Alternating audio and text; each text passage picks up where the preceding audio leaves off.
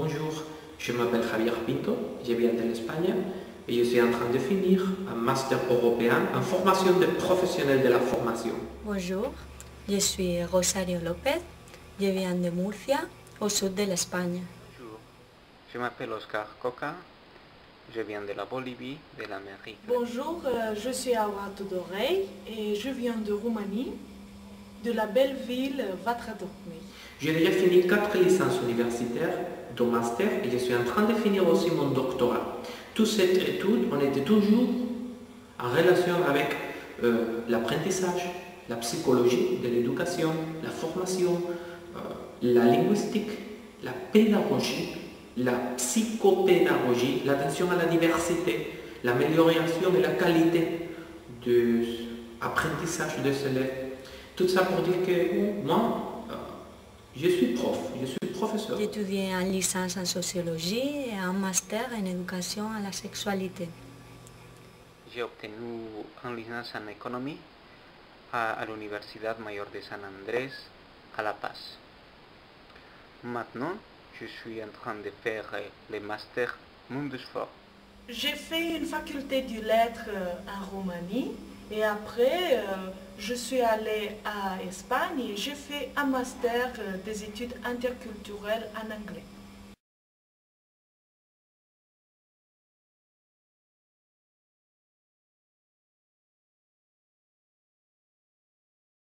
Une chose très importante ici, dans le cadre du master Erasmus Mundus, c'est les périodes de mobilité. C'est obligatoire de visiter au moins 2 pays différents pendant les 4 semestres du master. J'ai commencé à étudier le master Erasmus Mundus avec la mobilité Porto-Reims. La mobilité dans le programme Erasmus Mundus, c'est Grenade, France, Grenade. J'ai commencé ce master à l'Université de Granada, en Espagne, et maintenant je suis en train de finir le 3e semestre en France, à l'Université de Reims Champagne-Ardenne. J'ai commencé ce master dans Tarragone, Espagne, et après je suis venue à Reims, France.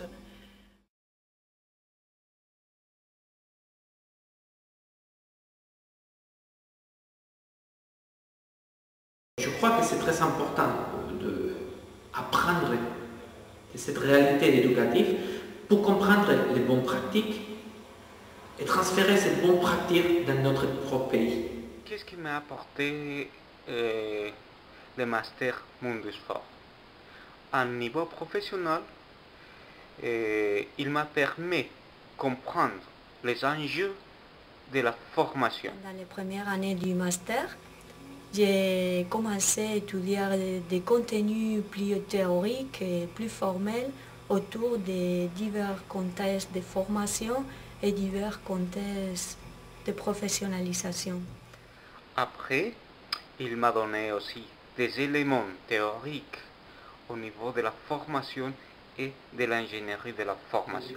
La formation, l'enseignement, l'apprentissage, la psychologie de l'éducation, la psychopédagogie, la pédagogie. Dans les universités, j'ai eu la possibilité d'acquérir des compétences pour pouvoir réaliser, améliorer, évaluer et conseiller une formation.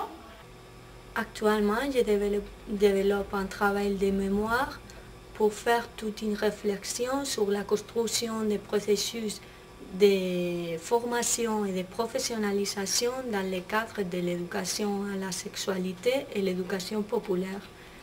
Enfin, il m'a fait une approche à la formation par compétence. Je fais un stage dans l'association l'AEFT. Dans cette association, j'étais comme formatrice pour un public immigrant qui ne savait pas parler, écrire en français, mais aussi j'ai été comme observatrice participante. J'ai fait mon stage à Lille avec l'association Planning Familial qui développe beaucoup d'actions et des interventions diverses dans des différents milieux. Par exemple, elles font des interventions dans les lycées, les collèges, les consultations sur différentes thématiques de la sexualité Et aussi, il y a toute une dimension de militantisme et de revendication de certaines valeurs politiques pour promouvoir l'égalitarisme entre les femmes et les hommes.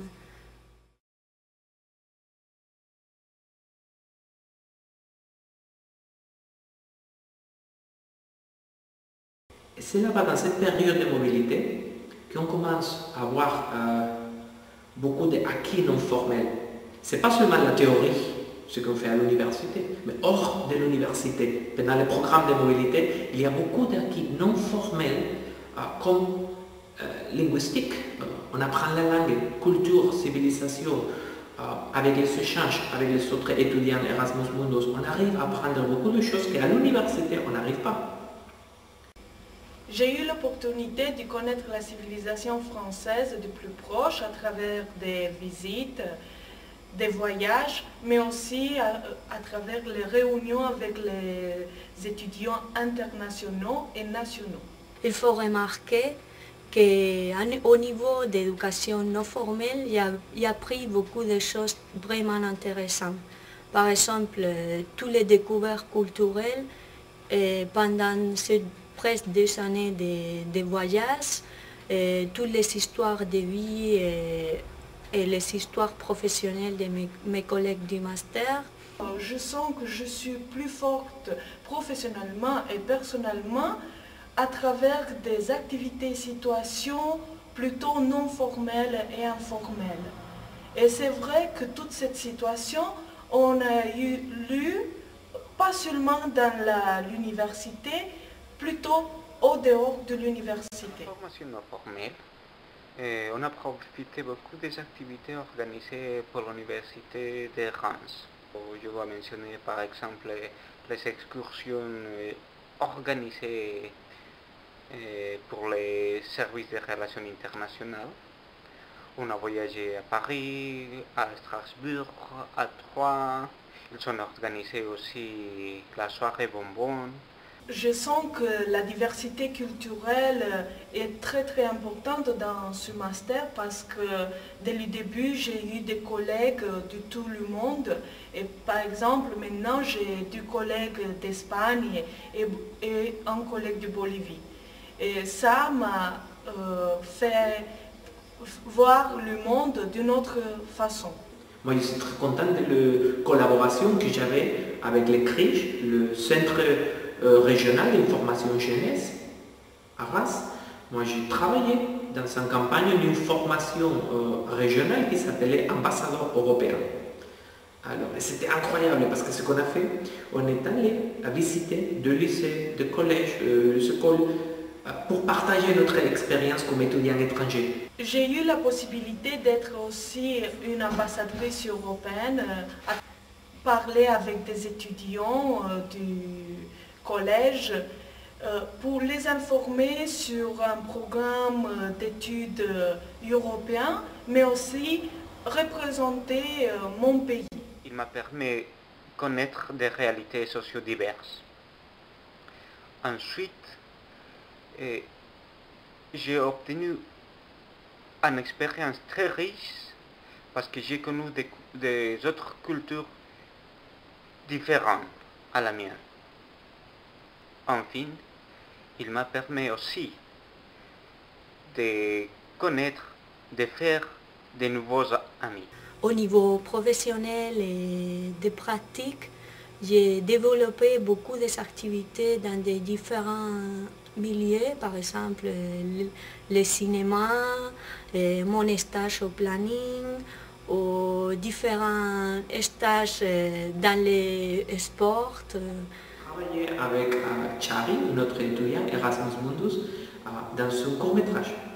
Le court-métrage s'appelle Cliché d'Europe et c'est l'histoire de cet étudiant européen, Erasmus, qui arrive ici à Reims, en Champagne-Ardenne, et on commence à voir les stéréotypes de cette diversité culturelle. C'était très intéressant de pouvoir connaître comment ça marche, le tournage, la production de cinéma ici à Champagne-Ardenne. Après, on a participé, tous les étudiants étrangers, dans les journées internationales de l'étudiant. Tout à l'heure, j'ai participé comme témoin dans une vidéo de présentation de la université Et de à Reims. niveau intellectuel, j'ai développé toute une réflexion personnelle qui m'a permis de me trouver dans une pratique du terrain et développer une autonomie intellectuelle. Et C'est très important ici à Reims, les acquis non formels sur le domaine de la culture en général. J'étais frappé. À Reims, il y a beaucoup de manifestations culturelles.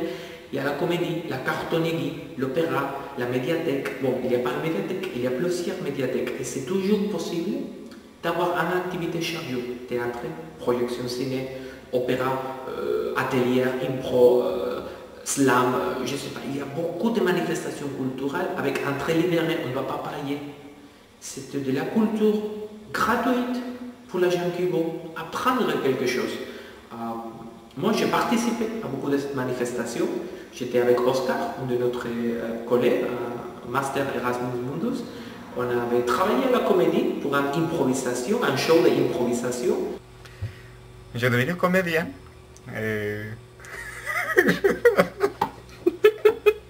Très comédien. On avait 300 spectateurs qui sont venus nous voir, alors c'était très réussi. J'ai travaillé comme traducteur-interprète sur un séminaire international qui s'appelait le YPAL, Young Performing Arts Lovers. Et moi j'avais la possibilité de connaître des gens intéressés par le théâtre de 8 pays différents. Alors les acquis non formels ont été super pendant cette semaine. Ces activités dedans ou dehors de l'université, il m'a permis de développer certaines compétences comme l'adaptation, le travail en équipe et bien sûr améliorer mon français. Ça te donne beaucoup d'apprentissage, qu'on peut dire, sur non formel. Parce que moi, quand je suis arrivé ici en France, mon français, c'était c'était nul. Et maintenant, je crois que ça a amélioré beaucoup. Je peux parler en français et je peux même donner un cours en français. Même si mon français n'est pas très bon, j'arrive à expliquer en français. Maintenant, à la fin du 3e semestre, je me sens une personne plus flexible, plus adaptable à différentes situations de travail, mais aussi plus ouverte à tout ce que signifie diversité culturelle.